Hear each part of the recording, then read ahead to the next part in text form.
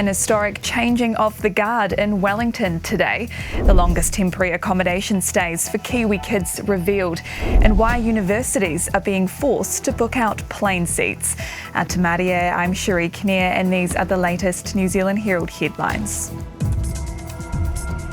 Chris Hipkins is set to become the 41st Prime Minister of New Zealand today.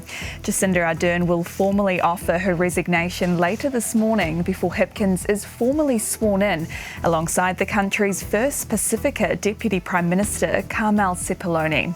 Political commentator Bryce Edwards says the formalities will take place at Wellington's Government House. It's a case of the incoming Prime Minister, Chris Hipkins, repeating an oath of loyalty to the King, and the Governor-General then signing a warrant to make Chris Hipkins the Prime Minister. Hipkins will hold his first Cabinet meeting and post-Cabinet media conference this afternoon, and you can watch that live at nzherald.co.nz.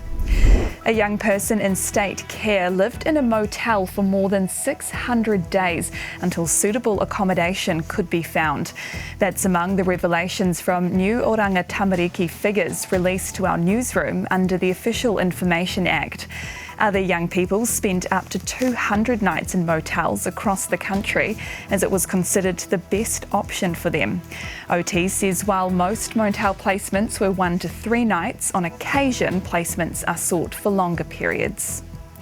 New Zealand's inflation rate probably remains higher than the Reserve Bank's target. Annual Consumer Price Index data due out later this morning will show how much prices increased for the average household last year. The inflation rate reached 7.2 in the year to October. Independent economist Cameron Baggery says we could be reaching a turning point where inflation is starting to gradually decline. But being at a turning point should not be confused with the reality of getting inflation down to the middle part of the Reserve Bank's 1 to 3% target zone. 7% is a long way away from 2. Imports of Russian vodka have slowed to a trickle since the government imposed sanctions over the war in Ukraine.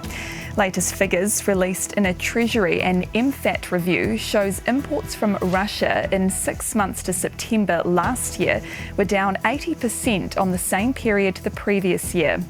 Vodka and other beverage imports plunged by 93%, with just $63,000 worth of Russian beverages imported in those 6 months.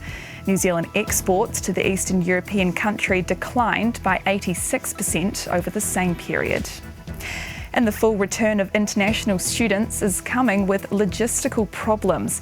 Universities New Zealand has had to commission up to 400 seats on an Air New Zealand flight for students arriving from China. It says some students are struggling to get here due to current airline capacity restrictions. Half of the students have already started their studies remotely but haven't been able to enter the country.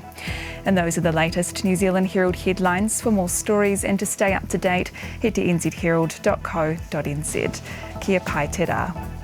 Thanks for checking out our YouTube channel. To stay up to date with all the latest news from the New Zealand Herald, click the subscribe button below or check out one of the videos here, and head over to nzherald.co.nz for more details on these stories and more.